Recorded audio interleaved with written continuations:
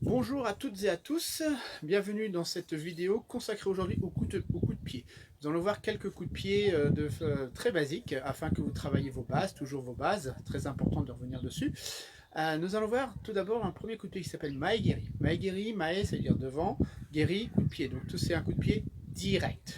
Donc afin de bien effectuer un Mae-geri, il faut respecter les quatre phases.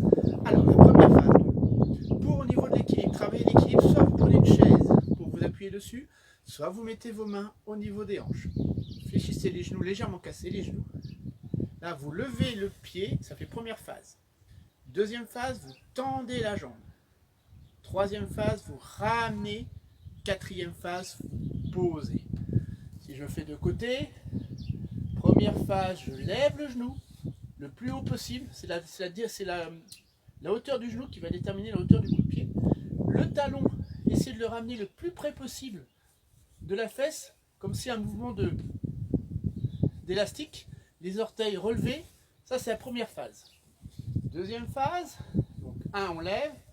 Deuxième phase, on tend le pied, on tend. Troisième phase, on ramène. Quatrième phase, on pose.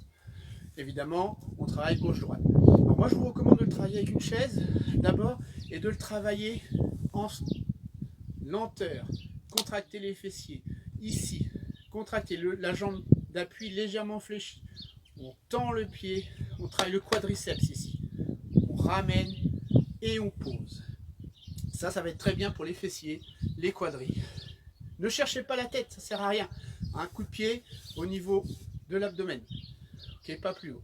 Une fois que vous avez ce côté technique, vous travaillez droite-gauche, vous me le faites un petit peu plus rapide.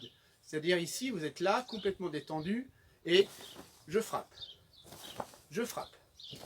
Je frappe. Vous voyez, explosif. Il faut travailler les hanches circulaires. Je frappe. Je frappe. 1, 2. Très important, hein, je rappelle, c'est de relever les orteils. Hein, je ne sais pas si ça se voit bien sur la caméra, mais il faut bien relever les orteils. Ensuite, vous le travaillez comme ça. Chose à ne pas faire, c'est ceci. Prendre appui d'abord sur la jambe pour faire votre coup de pied. Vous devez être capable de démarrer de cette position-là sans faire d'appel. Ensuite, vous vous mettez en position de combat et vous enchaînez Mae-geri, jambe arrière. Mae-geri, jambe arrière. Ensuite, vous le faites jambe avant. Jambe avant. Et vous voyez, très très détendu. Okay, donc ça fait déjà pas mal d'exercices sur Mae-geri. Vous avez une variante de Mae-geri, dans certains styles, notamment Kyokushinkai, on appelle ça King-geri.